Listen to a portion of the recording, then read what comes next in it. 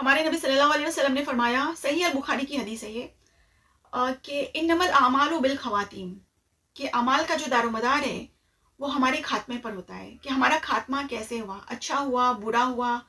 ایمان کے ساتھ ہوا، ایمان کے بغیر ہوا، ہیپی اینڈنگ، سیڈ اینڈنگز. ہماری جو اینڈنگز ہوتی ہے، ہمارے جو زندگی کا کلائمیکس ہوتا ہے وہ سب سے زیادہ امپورٹنٹ ہوتا ہے.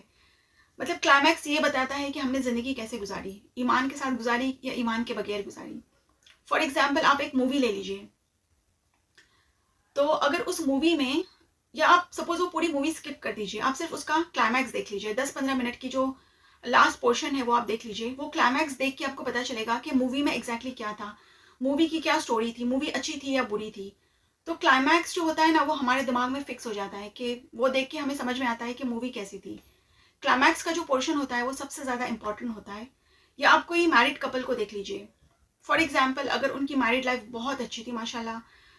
بہت انڈرسٹینڈنگ تھی، بہت محبت تھی آپس میں، لیکن خدا نہ خواستہ آگے جا کے اگر ان کا طلاق ہو جاتا ہے، ڈیورس ہو جاتا ہے، تو ہم کیا کہتے ہیں کہ بھائی ان کی میرڈ لائف بہت پرابلمٹک تھی، بہت پرابلمس تھی، کمپیٹیبلٹی کی کمی تھی، انڈرسٹینڈنگ نہیں تھی، کمیونیکیشن نہیں تھا، یا شاید دونوں میں سے کوئی ایک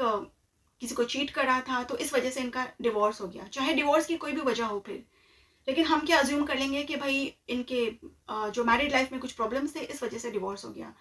تو مطلب سیڈ اینڈنگ ہوئی. تو اینڈنگز بہت زیادہ امپورٹنٹ ہوتی ہے، کلائمیکس جو ہوتا ہے بہت زیادہ امپورٹنٹ ہوتا ہے. اسی طرح سے ہماری زندگی کا کلائمیکس بھی سب سے زیادہ امپورٹنٹ ہوتا ہے، کہ ہم نے زندگی کیسے گزاری، اچھی گزاری، بری گزاری، یہ ہمارا کلائمیکس ڈیسائیڈ کرتا ہے. ایک اور حدیث میں ہمارے نبی صلی اللہ علیہ وسلم فرماتے ہیں کہ جب اللہ تعالیٰ کسی سے خیر کا ارادہ رکھتے ہیں تو پھر اس شخص کا استعمال کرتے ہیں. تو صحابہ نے پوچھا کہ یا رسول اللہ صلی اللہ علیہ وسلم کہ استعمال کیسے کیا جاتا ہے؟ تو اس پہ ہمارے نبی صلی اللہ علیہ وسلم فرماتے ہیں کہ اللہ تعالیٰ اسے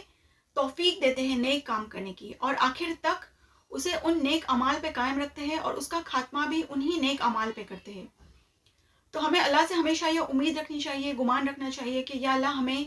نیک کام کرنے کی توفیق عطا کر، اور ہمارا خاتمہ بھی انہی نیک کاموں پہ کر. دیکھیے کہنا بہت آسان ہے کہ جب بھی میرا آخری وقت آئے گا یا پھر جب میں دنیا سے رخصت ہو رہا ہوگا تو کلمہ پڑھنا کون سا مشکل ہے، چونکہ میں مسلمان ہوں تو ظاہر سی بات ہے کلمہ میرے منہ سے نکل ہی جائے گا.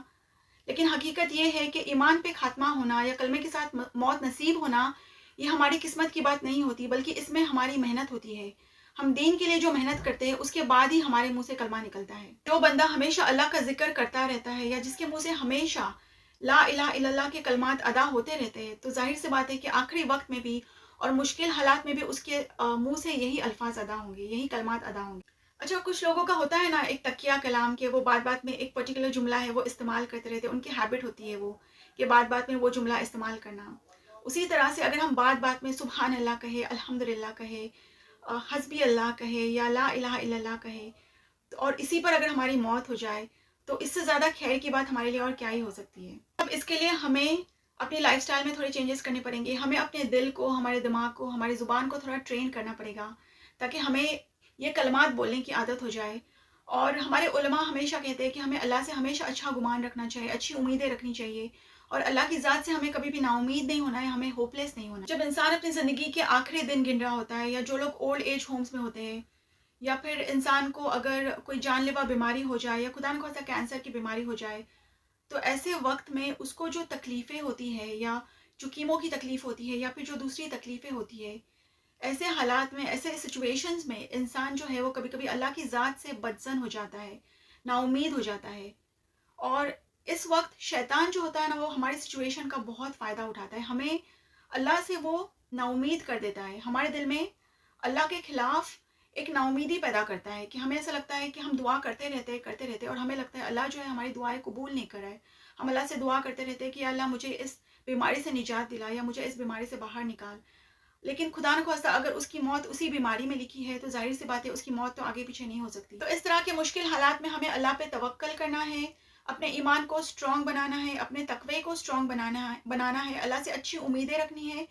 کیونکہ خدا نخواستہ اگر ہماری موت اسی میں لکھی ہے تو ہمارا خاتمہ جو ہے، ہمارا جو اللہ سے گمان ہے اس کے مطابق ہمارا خاتمہ بھی خیر پہ ہو جائے. اللہ تعالیٰ کہتا ہے کہ میں اپنے بندے کے لیے بالکل ویسا ہی ہوں جیسا کہ وہ میرے بارے میں گمان رکھتا ہے. تو اگر میرے بارے میں اچھا گمان رکھے گا تو ظاہر سی بات ہے کہ میں اس کے ساتھ اچھا معاملہ، خیر کا معاملہ کروں گا.